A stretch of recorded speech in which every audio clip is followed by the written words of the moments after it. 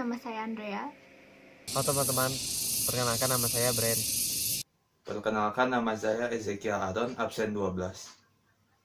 Perkenalkan, nama saya Jose, saya kelas 9. Jadi, pada kesempatan ini dan pada video ini, kami berempat ingin menyampaikan mengenai hubungan antara revolusi industri 4.0 terhadap ciri khas bangsa Indonesia.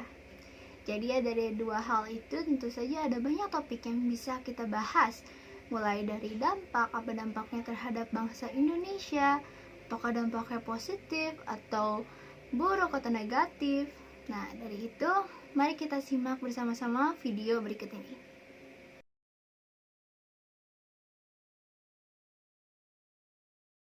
Jadi, dalam video ini kami akan menjelaskan mengenai revolusi industri mulai dari revolusi industri 1.0 hingga 4.0. Dilanjut dengan ciri khas bangsa Indonesia. Kita akan mengetahui berbagai macam ciri khas bangsa Indonesia yang dikenal dengan banyak negara. Lalu kami juga akan menjelaskan mengenai pengaruh revolusi industri terhadap Indonesia dalam berbagai bidang.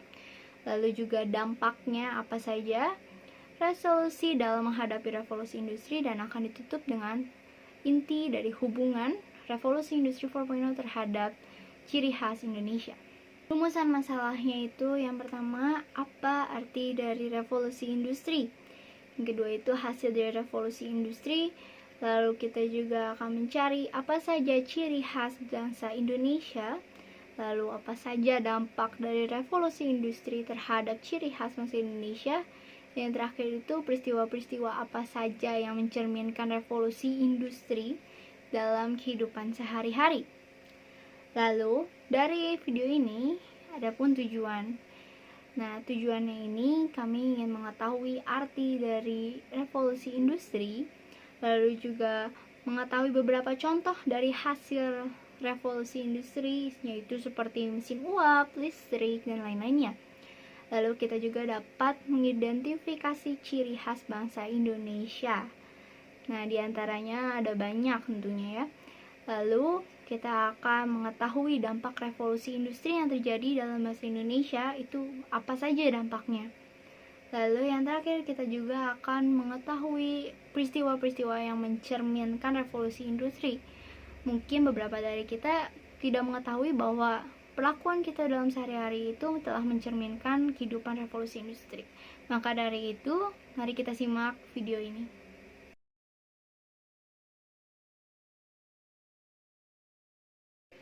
Pertama-tama, saya akan menjelaskan mengenai revolusi industri. Tentu saja ada banyak orang yang sudah mendengar kata revolusi industri ini. Tentu saja di sekolah kita dijelaskan apa itu revolusi industri. Apa sih revolusi industri? Jadi, revolusi industri ini merupakan hal yang sangat penting bagi kehidupan masyarakat. Dengan arti kata lain, revolusi industri telah mengubahkan kehidupan masyarakat dari yang tadinya tertinggal dan bersifat tradisional menjadi kehidupan masyarakat yang lebih maju dan lebih modern.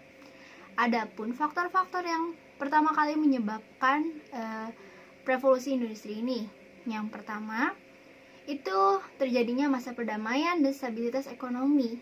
Yang kedua, itu tidak adanya hambatan yang terjadi antara Skotlandia dan Inggris dalam hal perdagangan. Yang ketiga, dikarenakan hukum yang masih sangat sederhana, memungkinkan terjadinya pembentukan korporasi. Lalu ada juga perdagangan internasional atau kapitalisme dan aturan hukum. Revolusi industri terbagi menjadi 4. Yang pertama itu terjadi pada awal abad 18 dan disebut dengan revolusi industri 1.0, lalu dilanjutkan dengan revolusi industri 2.0, dilanjutkan dengan revolusi industri 3.0, dan sekarang kita sedang dalam masa revolusi industri 4.0 di mana semuanya berbasis internet. Jadi, kita akan memulai dengan revolusi industri 1.0. Jadi, ini merupakan zaman di mana semuanya baru termulai. Revolusi industri ini baru mulai pada abad ke-18. Zaman ini merupakan zaman yang banyak dibicarakan oleh orang-orang. dikarenakan zaman ini merupakan awal dari perubahan yang terus-menerus terjadi hingga sekarang. Nah, dalam revolusi industri 1.0 ini ada satu hal yang menjadi ikon dari revolusi industri 1.0 ini, yaitu merupakan mesin uap.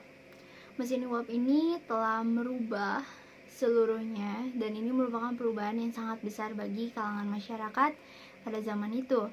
Karena dari yang tadinya sebelumnya semuanya dari tenaga otot, lalu menggunakan tenaga manusia, tenaga hewan, tenaga angin, tenaga matahari, ataupun tenaga air, itu berubah menjadi mesin uap, di mana semuanya dikerjakan oleh mesin, sehingga manusia tidak usah susah-susah mengeluarkan tenaganya untuk mengerjakan sesuatu, karena sekarang sudah bisa dikerjakan oleh mesin.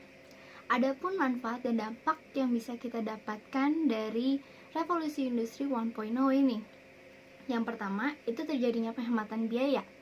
Jadi, penghematan biaya ini terjadi dikarenakan tidak banyaknya bahan baku yang perlu digunakan dalam bidang produksi, transportasi maupun militer, karena semuanya sudah di-cover dengan menggunakan mesin. Terus yang kedua, itu mengubah masyarakat dunia. Masyarakat dunia yang tadinya bekerja sebagai petani atau buruh, sekarang bisa bekerja dalam pabrik industri. Jadi masyarakat petani berubah menjadi masyarakat industri. Itu merupakan mengubah masyarakat dunia. Yang ketiga, itu adanya mendominasi kesukaran manusia. Jadi mesin uap itu menjadi lebih kuat dan lebih awet untuk dipakai setiap hari dibandingkan manusia. Jadi ada banyak pengangguran dalam masa ini. Dan yang terakhir itu adanya pencemaran lingkungan. Karena dari mesin uap ini itu menimbulkan uap, di mana uap itu terkandung banyak bahan kimia seperti CO, CO2, dan itu menyebabkan banyak pencemaran lingkungan, khususnya pencemaran udara. Dan pada saat itu belum juga ada pengolahan limbah pabrik, sehingga ada banyak pencemaran air, sungai, laut yang terjadi, sehingga hal ini juga bisa berdampak negatif. Mesin uap ini diciptakan oleh James Watt, dan beberapa dari kita masih menggunakannya hingga sekarang. Sekarang kita akan lanjut ke revolusi industri 2.0. Pada revolusi industri ini, di mana yang tadinya justru pada revolusi industri 1 semuanya menggunakan mesin uap, akan tetapi pada zaman ini mesin uap tersebut digantikan dengan mesin tenaga listrik. Kenapa? Karena banyak orang yang mengatakan bahwa bahan-bahan yang digunakan dalam produksi listrik ini jauh lebih murah dan hemat dalam biaya pembuatannya. Nah, adapun dampaknya, justru dalam revolusi industri 2.0 ini terjadi dampak yang sangat besar terhadap Perang Dunia I dan Perang Dunia yang kedua, dikarenakan adanya ratusan tank hingga ribuan tank, pesawat, lalu juga ada pun senjata-senjata militer dalam revolusi industri 2.0 ini. Jadi sangat mempengaruhi dampak pada Perang Dunia I dan Dunia II, di mana bisa menyebabkan kemenangan ataupun kekalahan. Dikarenakan adanya revolusi industri 2.0 ini, ada banyak tank, pesawat, dan juga senjata-senjata yang berasal dari revolusi 2.0 ini. Sehingga ada banyak tentara militer yang terbantu dikarenakan adanya kemajuan teknologi seperti ini. Nah, dikarenakan adanya produksi massal atau mass production, terus juga ada perubahan dari masyarakat yang agraris menjadi masyarakat industri. Dan dalam revolusi industri 2.0 ini terjadi produksi massal dalam pembuatan mobil Ford. Jadi ada banyak mobil yang diproduksi dalam masa ini dikarenakan sudah ditemukannya listrik. Dan di sini yang sangat terkenal adalah produksi massal dari mobil Ford. Revolusi industri 3.0. Nah, sebelumnya kalau misalkan pada revolusi industri 1.0 dan 2.0, kerja dari tenaga kerja manusia itu masih dibutuhkan kesannya. Akan tetapi pada revolusi industri 3.0 ini, tenaga kerja sedikit dibutuhkan.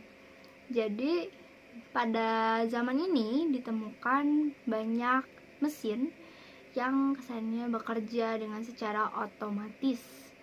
Nah, apa aja mesin itu? Ada komputer, ada handphone, ada telepon genggam, terus ada CPU, ada IC, dan masih banyak lagi. Nah, mesin-mesin ini bisa dibilang dengan otomatis kerja sendiri. Otomatis kerja sendiri ini artinya mereka bisa bekerja sendiri tanpa adanya bantuan dari kerja manusia atau kegiatan manusia untuk membantunya. Zaman ini berkembang dengan sangat cepat, di mana komputer menjadi otak, sedangkan robot menjadi tangannya. Dan lama-kelamaan pekerja kasar atau yang kita manusia itu sudah tidak dibutuhkan lagi dan lama-lama menghilang karena semuanya sudah berdasarkan teknologi yang sistem kerjanya otomatis tanpa adanya bantuan dari manusia sendiri. Revolusi Industri 4.0. Tentunya kita semua sudah tidak lagi asing dengan kata-kata revolusi industri 4.0 ini. Dikarenakan sekarang saja kita sedang menghidupi zaman itu, dan dengan arti kata kita sedang hidup dalam sejarah, ya. Nah, revolusi industri 4.0 adalah nama tren otomatis dan merupakan pertukaran data terkini dalam teknologi pabrik. Nah, revolusi industri 4.0 ini juga dikenal dengan nama revolusi teknologi dan revolusi industri. Contoh dari perkembangan yang telah dihasilkan oleh revolusi industri 4.0 ini, yang pertama itu telah ditemukannya smartphone. Smartphone yang tadinya berukuran sangat besar, sekarang hanya berukuran sebesar genggam tangan. Dan tentunya kita semua sudah menggunakannya untuk kehidupan sehari-hari kita dalam mencari informasi, menggunakannya untuk bertukar pesan, telepon, dan lain-lainnya. Yang kedua, telah ditemukan internet. Internet ini merupakan basis dari kehidupan teknologi, di mana semuanya itu berasal dari internet dan kita juga mendapatkan informasi dari internet.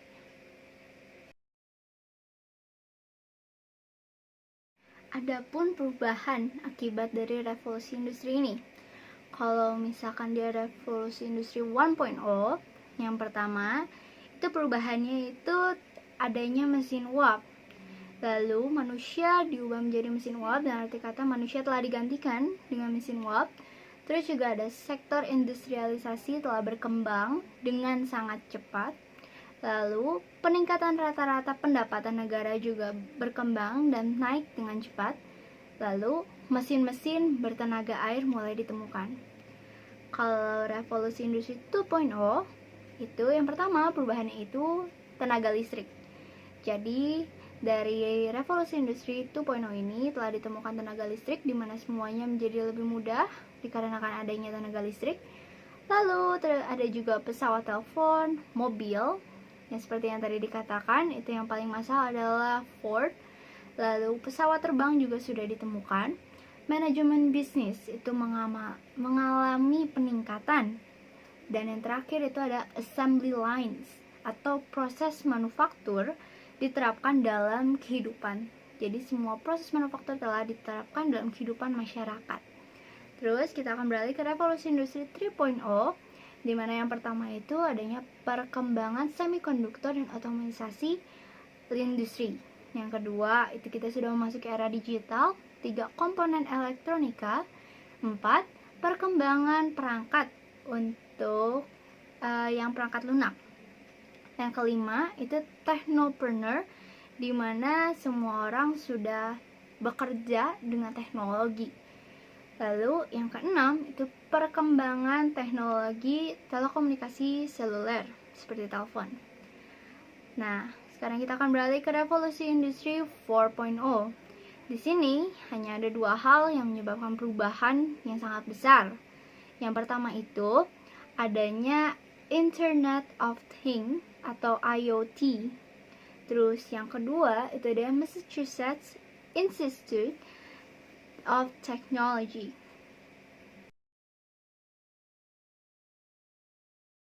Ciri khas bangsa Indonesia. ciri khas bangsa Indonesia merupakan ciri dari kepribadian bangsa Indonesia, sehingga Indonesia bisa dibilang berbeda dengan bangsa-bangsa yang lainnya. Berikut ini ada beberapa contoh dari ciri khas bangsa Indonesia dalam berbagai bidang. Pertama, menjunjung tinggi nilai kesatuan dan persatuan bangsa Indonesia. Kedua, terdiri dari suku, agama, ras, dan adat istiadat yang majemuk. Ketiga, terdiri dari lautan yang luas dan pulau yang banyak atau fragmented.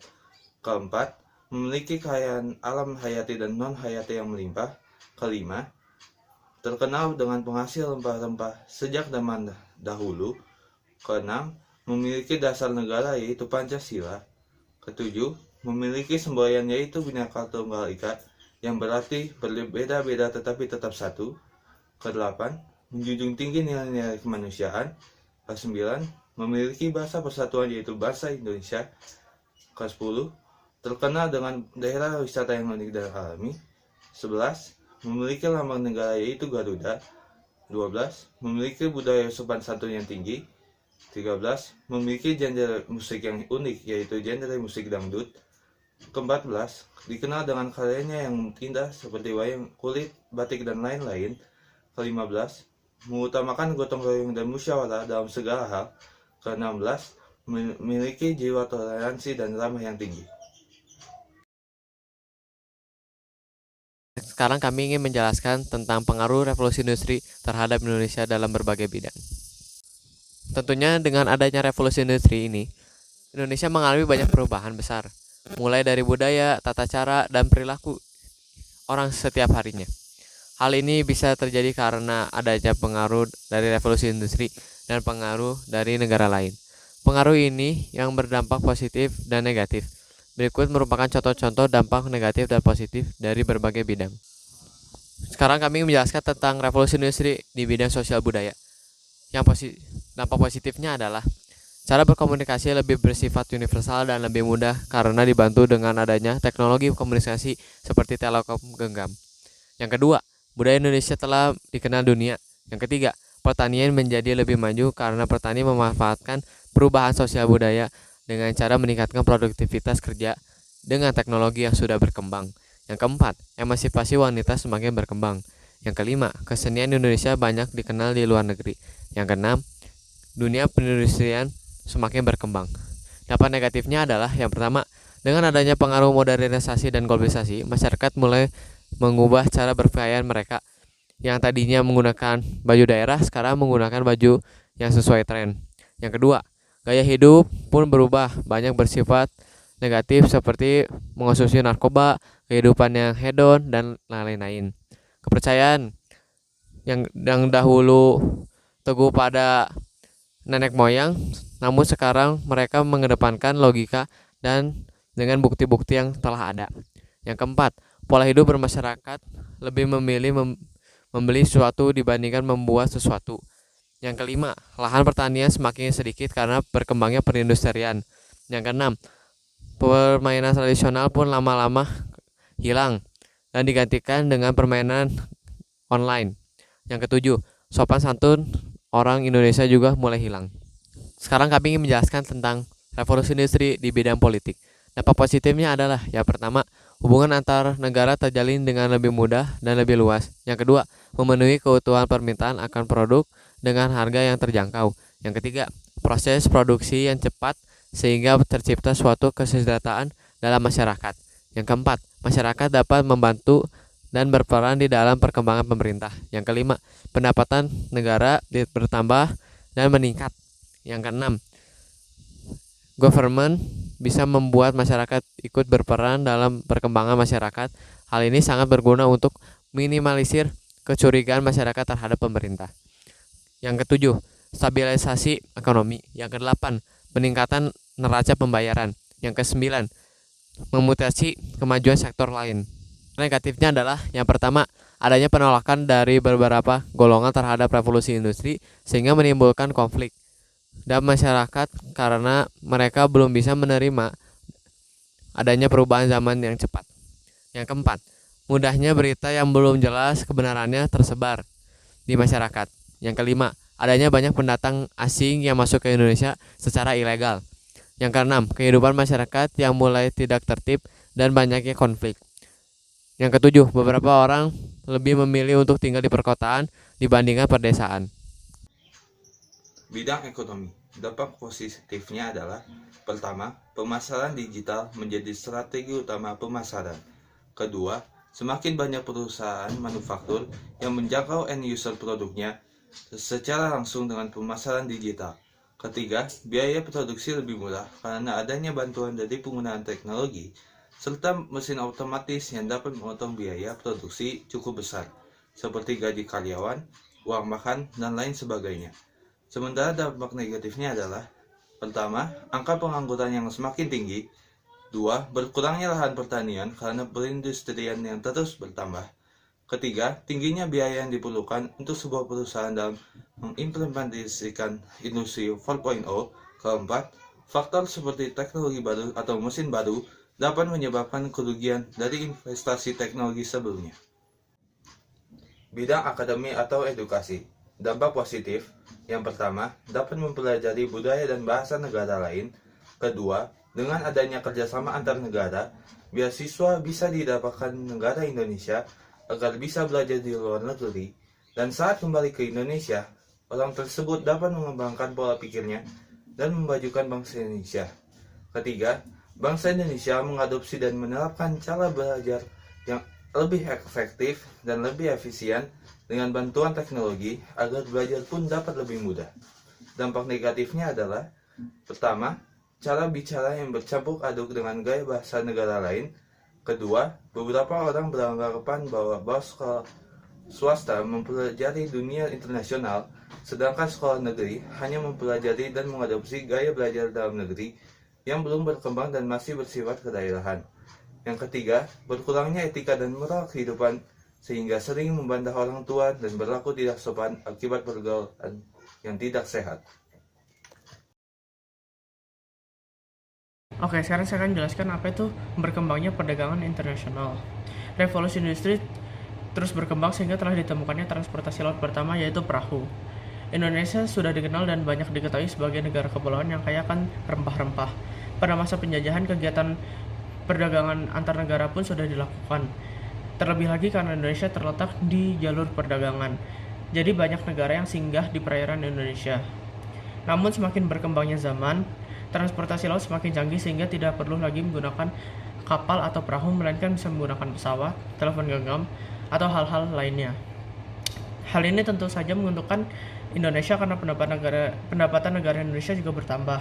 Dengan adanya informasi yang cepat dan transportasi yang mendukung, perdagangan internasional pun semakin maju. Oke, sekarang saya akan membahas apa itu budaya yang semakin dikenal di dunia internasional. Meskipun terdapat banyak dampak negatif yang terjadi akibat era revolusi industri, ada beberapa dampak yang justru menguntungkan bagi bangsa Indonesia. Apabila kita berbicara tentang kain batik, tentu saja semua orang mengetahui asal-usul kain batik tersebut. Batik ini merupakan salah satu ciri khas bangsa Indonesia yang sangat dikenal luas oleh dunia internasional. Batik adalah kain bergambar yang pembuatannya secara khusus dengan menuliskan malam pada kain tersebut. Kemudian pengolahannya diproses dengan cara tertentu yang memiliki keunikan.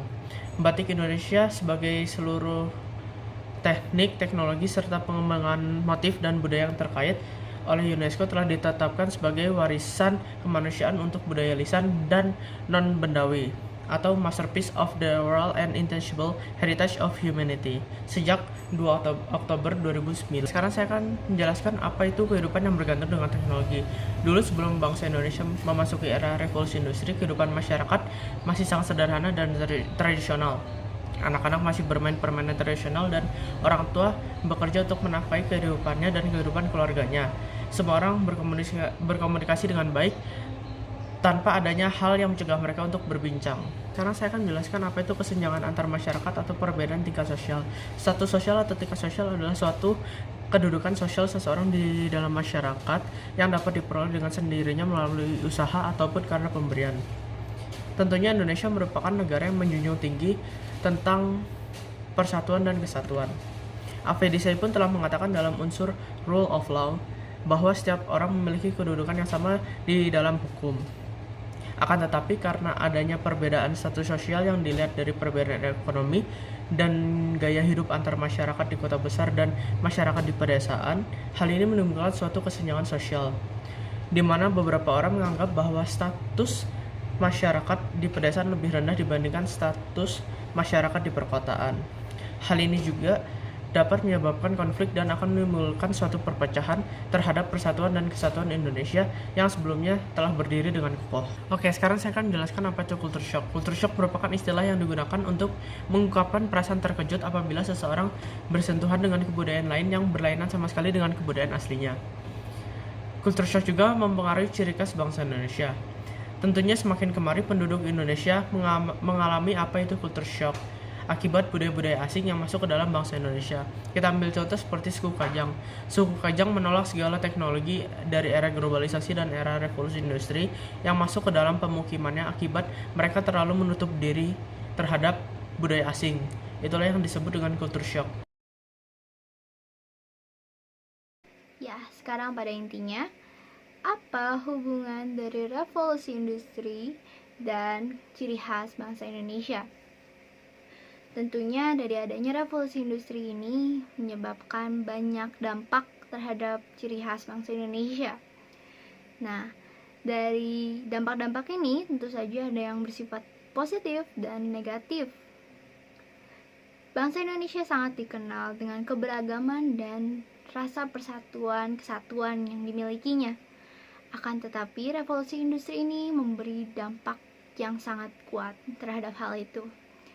Jadi, ada banyak bangsa Indonesia, masyarakatnya, yang bisa dibilang sangat tergantung dengan teknologi. Nah, teknologi ini misalnya kayak smartphone, internet, komputer, dan lain-lainnya. Hal ini tidak mencerminkan adanya kebersamaan, akan tetapi menyebabkan adanya individualisme. Jadi, di mana semuanya juga sibuk dengan gadgetnya masing-masing dan tidak mempedulikan sekitarnya.